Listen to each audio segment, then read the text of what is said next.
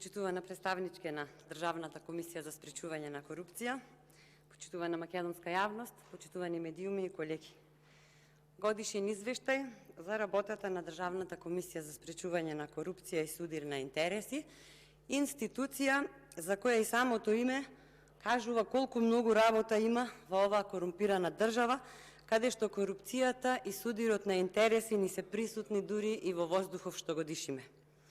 Легнуваме со сомнежи за коруптивни случаи и чудни тендери, се будиме со нова вест за судир на интереси, злоупотреба на овластувања, непотизам, сокриен имот и така натаму до недоглед. Корупцијата ни е во сите пори, а борбата против корупцијата е можна само со силни институции, институции со интегритет, кои во нашава Македонија речиси и ги нема. Граѓаните многу добро знаат дека овде законите не важат еднакво за сите. Граѓаните на сопствена кожа ја чувствуваат политичката нееднаквост, привилегиите за малкумина и знаат дека во оваа држава најмногу плаќаат оние кои немаат пари за подкуп, ниту пак можат да возвратат за било која услуга, а тоа се, за жал, најсиромашните граѓани. Кога митото одлучува каков ќе биде исходот на судските процеси, кога знаеш дека не можеш да излезеш од судските лавиринти без да познаваш некого, ја губиш вербата во сопствената држава, а верувајте, сум го почувствувала на сопствена кожа фактот дека ништо не е потажно од чувството кога ќе сватиш дека системот кој треба да работи за тебе како граѓанин, всушност работи против тебе. Госпоѓо Николовска, како што веќе спомнав, јас сум убедена дека имате работа како никој друг, дека имате милиони предмети за чешлање, расплеткување и размоткување, а и покрај тоа, вашиот годишен извештај, не по ваша вина, го разгледуваме со огромно задоцнување. Исто така, убедена сум дека во меѓувреме вашата работа е удвостручена и утростручена и навистина не знам каде ви ги собира сите предмети кои треба да ги расветлувате. Да се прашувам јас, ако во Македонија треба да се прави најголема зграда за било која институција, тоа би морало да биде зграда токму за вашата институција. И тоа не е обична зграда, туку зграда која никако не смее да прокисне, па да исчезнат предмети како што исчезнуваат судски предмети и случаи.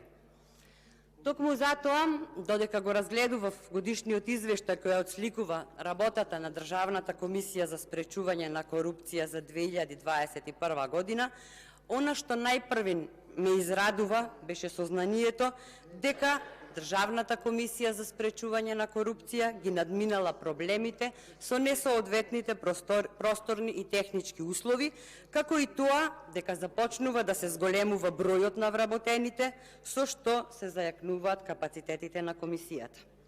Исто така, радува фактот што се зголемува свесноста и храброста на граѓаните да пријавуваат незаконитости и нерегуларности во работењето на службените лица.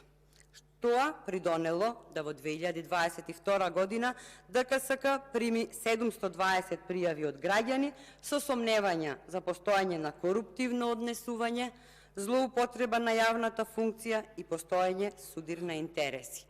Сакам да верувам дека зголемената бројка за 170 пријави во однос на 2020 година се должи на зголемената свесност и храброст кај граѓаните да пријавуваат, а не е резултат на зголеменото ниво на корупција.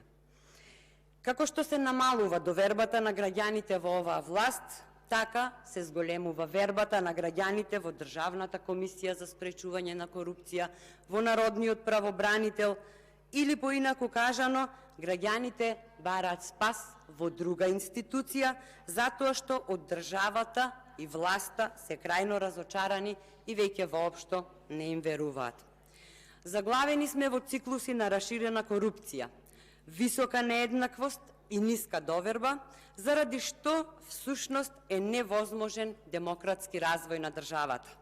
Во поглед на човечките ресурси во ДКСК, Од извештајот може да се констатира дека и покрај зголемениот број на вработени во 2021 година во однос на 2020 година, сепак и понатаму недостасуваат 30 вработени согласно предвидените работни места со систематизацијата, односно имаме 53% пополнетост, при што најголем недостаток на вработени има во делот на стручно-административни и раководни административни службеници. Од тука институционалното јакнење, односно зајакнувањето на човечките ресурси на Државната комисија за спречување на корупција, останува задача и за 2022 година, уште повеќе заради препораките на Европската комисија, според која потребни се дополнителни средства за вработување на стручни кадри. Следен момент кој загрижува е статусот на исполнување на препораките од Националната стратегија, која Собранието ја донесе на 18 април 2021 година, заедно со Акцискиот план 2021-2025 година и кој по логиката на нештата требаше да се разгледува пред извештајов што денес го разгледуваме. Двата документи се пристигнати на ист датум, односно на 31.3.2022 година, и јас на вистина не ја гледам причината зошто работите ги правиме наопаку. Имено, ако го имавме разгледано Акцискиот план за 2021 година, сигурно пореални и поверодостојни и пооправдани ќе беа нашите денешни дискусии. Процентот на реализација на планираните активности изнесува за жал само 20%, додека 53% е степенот на нереализирани активности. Како главна причина за малиот степен на реализација на планираните активности, во овој извештај е наведено забавеното работење на Собранието, заради што голем број закони се во собраниска процедура, но е неизвестно кога и дали истите ќе бидат усвоени.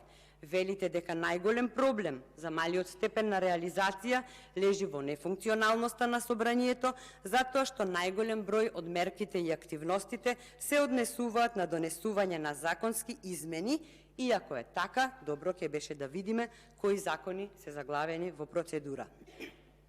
А за да бидат усвоени, единствено е можно со целосно функционирање на сите институции, а за целосна функционалност на институциите пак неопходни ни се предвремени парламентарни избори, со кои ќе добиеме легитимна власт, со која би се нормализирала функционалноста и на Собранието и на институциите во државата.